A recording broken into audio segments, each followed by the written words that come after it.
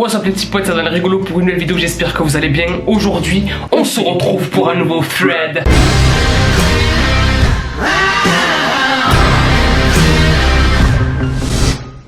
Aujourd'hui les gars, on va continuer la conversation SMS flippante que j'avais déjà fait dans une précédente vidéo. Si tu l'as pas vu, n'hésite pas à la voir à la fin de cette vidéo, je te mettrai un petit truc, tu vois. Du coup c'est parti les petits potes, la meuf elle a mis en ligne la suite de la conversation. Et comme vous me l'avez tous demandé, aujourd'hui on se retrouve pour la suite. Alors du coup les petits potes, la conversation elle a continué à minuit 43, où il y a la fille qui envoie sa mère répondre, tu vois. Et là en fait elle entend le mec qui est rentré chez elle monter dans les escaliers. Donc c'est vraiment avec le grincement et tout, tu vois, le truc bien flippant. Et comme je vous l'avais dit dans le précédent épisode, en fait la mère elle a averti sa fille et lui a dit qu'il y avait quelqu'un chez eux en fait, tu vois. Sauf que la mère veut pas dire pourquoi ce mec il est là depuis le début. Et si tu entends siffler, sors de la maison et cours le plus loin possible. 23h15, la fille envoie un message à sa mère et lui dit maman, qu'est-ce qui se passe? Et ça se termine comme ça. Donc c'est hyper bizarre. Donc comme je vous l'ai dit, à minuit 43 elle envoie à sa mère qu'elle l'entend en train de monter dans les escaliers. À minuit 44 elle demande à sa mère pourquoi elle répond pas. Et là à minuit 47 sa mère répond enfin et lui dit tu t'es caché. Elle lui demande si elle s'est cachée, tu vois. La fille elle répond oui, mais elle veut que sa mère elle rentre, tu vois, parce qu'elle est vraiment pas rassurée, elle sait pas ce qui se passe et elle sait pas c'est qui ce type en fait, qui est hyper bizarre. C'est un type qu'elle a vu dans la fenêtre de sa cuisine et qui est apparemment rentré chez elle en fait. Donc encore une fois il y a sa mère qui l'avertit comme dans le premier épisode et qui lui dit que si jamais elle entendait le type siffler, il fallait qu'elle sorte immédiatement de la maison en fait. J'ai dit immédiatement. Frère, on dirait que je suis en conseil de... Bref.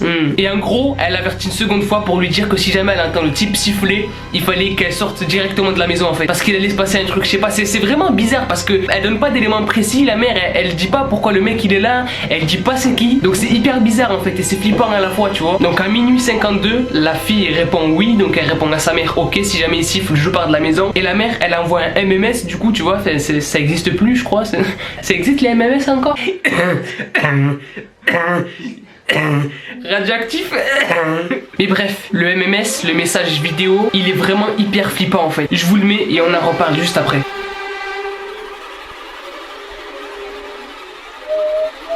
Voilà, donc on n'en sait pas plus. On n'a pas plus d'informations. La mère elle envoie juste ça, une vidéo où c'est noir, où on voit une porte et où on entend siffler en fait. Donc c'est hyper bizarre. Moi je me fais ma propre théorie et vous dites-moi ce que vous en pensez dans les commentaires.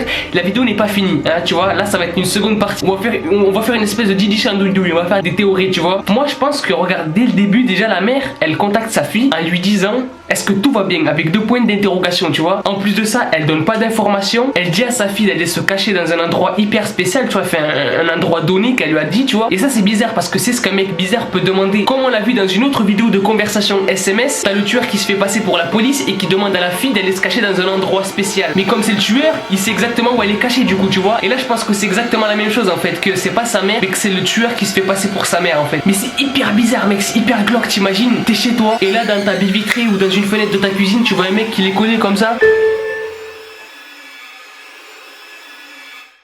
Mais bref, c'est hyper flippant. Vous dites-moi ce que vous en pensez dans les commentaires. Cet épisode il était un petit peu plus court que les autres, je suis désolé. Mais c'est comme ça, c'est l'histoire, elle est terminée comme ça en fait. Et c'est flippant justement parce que c'est trop court, tu vois, c'est pas normal. Du coup voilà, dites-moi ce que vous en pensez dans les commentaires. Dites-moi toutes vos théories, vos Didi Chandouille, tout ça. Et moi les petits potes, je vous dis à la prochaine. Peace out et bonne nuit.